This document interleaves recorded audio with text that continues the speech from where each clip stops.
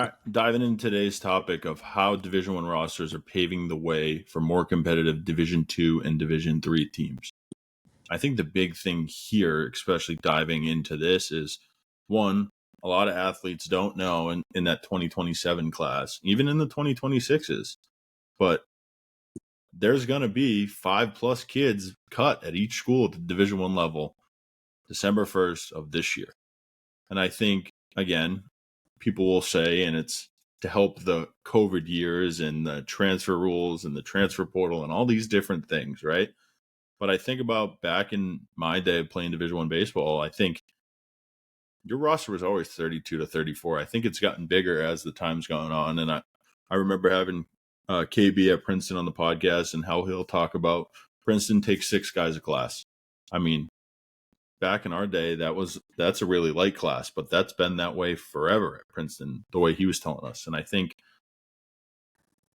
if you're a 27 and you haven't gotten a Division One offer, it's okay. And I think if you're a D2 or a D3 guy and you haven't gotten an offer and you're a 26 guy, like, it's okay. These coaches are still trying to figure out what their roster is going to look like, right? And they're still going to have to go through their entire fall season with their current incoming 25 class, and then all the guys that they have returning or that they've picked up in the portal. So I think with that is you're going to see guys go back in the portal that just got to that school that might not be a fit for them. You're going to have guys that could be dudes for them, right? But they got an injury and they don't have room for him because they need a right-handed pitcher to pitch this year, and they need a starter to pitch game 3 every week. And I think the last thing is there's going to be an adjustment period, like anything in the sport and the way it's moving. But I think the adjustment period is those guys that were fringe D1 guys aren't going to be fringe D1 guys anymore. And I think that's going to put a statement into the baseball world of this is what baseball is now. You got to be a dude to go play D1 baseball. You can't, somebody's not doing a coach a common courtesy of, hey, can you take one of my guys? And I think, especially in the last couple of years, it's still kind of been that way. But when we played college coaches that were friends with travel coaches and were friends with other people that did a courtesy of, I think those kids are kind of on their way out. And I think, again, that's going to make Division One baseball even better because now you're going to have to prove yourself to be there. And I think those opportunities, like we've talked about before, but those D2 and D3 guys are now going to be able to prove their way to go to D1. And those guys that got that opportunity at D1, they're going to go play at a D2 and a D3, and there's nothing wrong with that. But if you want to go back to that Division 3 school, you got to prove yourself. And I think, again, anything in the sport that we do is proving yourself. And I think that's going to put a chip on a lot more people's shoulder than, hey, I'm a D1 guy. Like, let me post my commitment on Instagram and I'm the big guy on campus. Well, you haven't proved anything to them. And I think that's what's going to start to separate these kids. And I think the D1 scholarship is going to be, one, it's already hard enough as it is, but I think it's going to be even harder to obtain that. You got to be the best guy on the field. And if you're not, it's okay. But there's good opportunities at D3 and D2, and it's going to make those teams even better by those guys coming down to compete for spots with kids that already have spots on those teams. Yeah, I think going off what you were saying, I think we start to, well, we got some connections that we know at the D1, D2, D3 level, even the JUCO level. Like, we start talking to those D1 guys when they're starting to get limited on roster size. You start seeing them hone in on actually what they need, right? Like, going back to like how we were recruited, it was, hey, let's get 4 shortstops and hope two of them move to second and third, or let's get 3 center fielders and they can be corner guys. Right now, it's like, hey, I need a right fielder, or I need a left-handed catcher who's a big bopper that I need him to come in and play right away. And I think that's what you're going to see a lot more is with the limited size, and it's going to be a balancing act of, hey, if I got to get to 34 guys, but hey, I had my star junior pitcher who was going to be our ace blow at his elbow. He's coming back for his senior year. You were hoping he got drafted. That's another roster spot that he's keeping, right? So, like, it's going to look like a balancing act. So it seems like where you were talking about those fringe guys, they might not go to those schools anymore where they can't take flyers on them because maybe you could go to school and potentially win a spot, but 9 times out of 10, you're probably just going to get cut and get told you can either stay as a student or you got to go somewhere else, right? And I think going to the D2 and D3 level, I know D2 can still give money and everything like that, but it's the guys that you were talking about with the fringe guys that, hey, they might be able to play D1, but they didn't get that offer, right? And that's all it comes down to. Hey, when are they throwing that money at you where they can get you in, they can get you on campus, and if not, hey, D2 where Southern New Hampshire, Franklin Pierce, or Southern Connecticut, or an Assumption, something like that comes calling, and they can throw money. They can throw money at you, right? It seems like the D1 end all be all really isn't that big anymore. I think with D2 and D3 becoming more competitive divisions, um, some people might not think, hey, if I didn't get that D1 offer, my life's not over, right? Okay, I can go play at an Endicott who's been to 3 straight World Series, or an Eastern Connecticut who's been super competitive, has 5 national champions, or Salve Regina who has been. It seems like they're in the super regionals every year. You know what I mean? And then you get those opportunities to play right away. And I think I know for myself, like the kids that I played against that are still in college, they love the opportunity of going to a D3 because they play right away. I know I'm a big proponent of playing right away. And if you could play right away at a D3 and have the opportunity to then move on to a D1, be my guest. No problem in that. But what are you going to do when you're the 34th man on a roster, right? And you're just sitting there, and like you talked about before, getting 10 at bats as a freshman's a pretty dang good season, right? Unless you're the studs of the studs. I know Texas and the Floridas that have the number 2 recruit in the class, and they're playing short for them every game, right? But 9 times out of 10, not every freshman's getting meaningful innings or meaningful at bats in games that actually matter, right? Obviously, all games matter, but those Wednesday games that, hey, you're just playing to get ready for conference, and you're getting that one start and you're going 0 for 4, and you might see 15 at bats all year. Is that really something you're looking for, right? With the 27's, we're talking about people getting money thrown at them.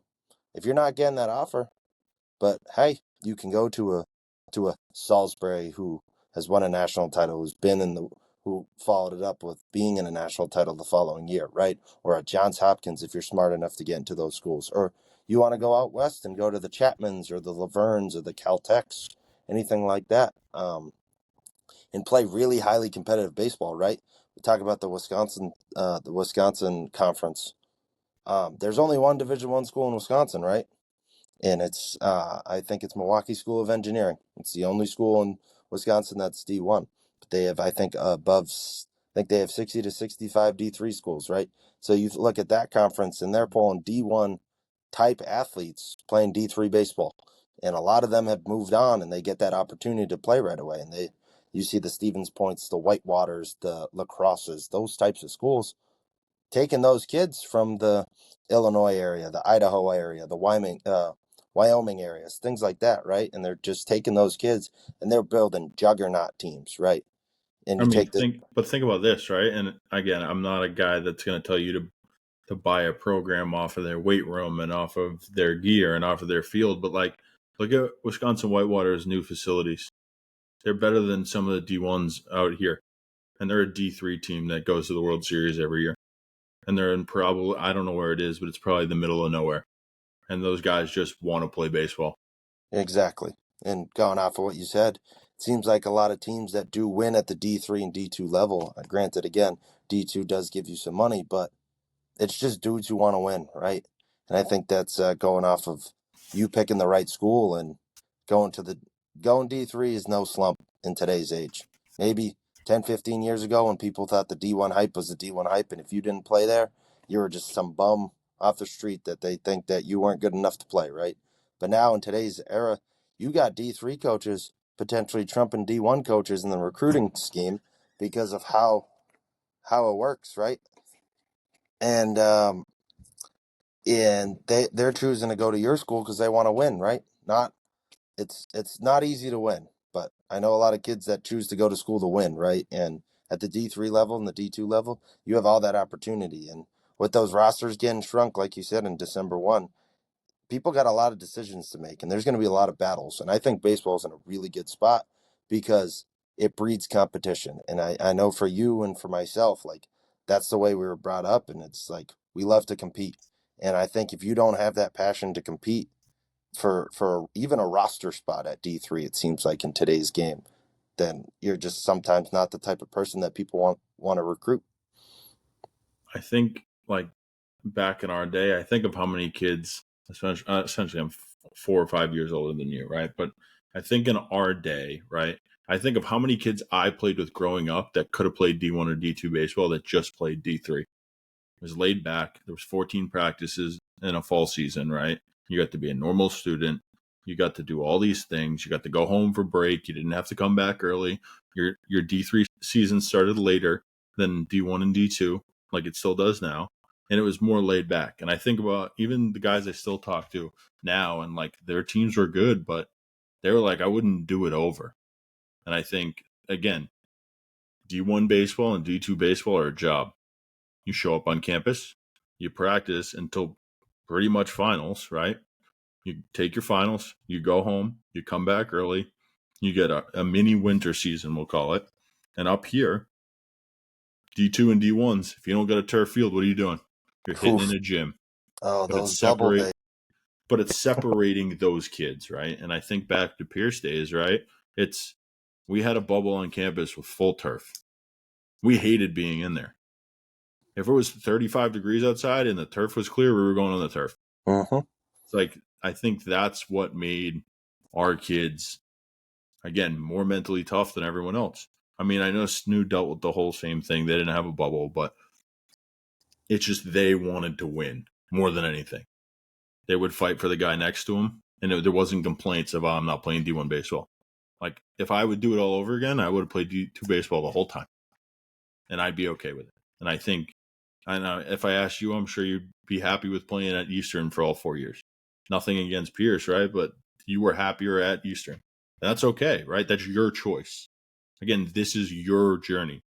So I think kids get lost in the fact of like, all right, well, my parents are telling me this. This college coach is telling me this. My high school coach is telling me this. My travel coach thinks I should go here so he can post a commitment on Instagram and claim the kid. Like, avoid all of that. Your process is your process. And I think that's the best way to end this topic. It is about you. Yeah, absolutely. I'll just chime in real quick. Yeah, being at Pierce for 4 years, you would think, oh, D3 school, they would take me. Of course they would take me. I played D2 baseball, right? I called some schools. I got emails back, and I got told, we're all set. We got 4 of you, right? That's the coach's job, right? The quote I always love is the coach's job is to bring in kids to replace you, right? And they don't mean it to be mean. Their job is to win, and what they're going to do is they're going to recruit the best talent they can to put the best talent on the field, and that's 1 through 9, and they're trying to win baseball games. That's all it is. I mean, people laugh when they say coaches have favorites. Yeah, they have favorites that are going to make them win. That's how they keep their job. Exactly.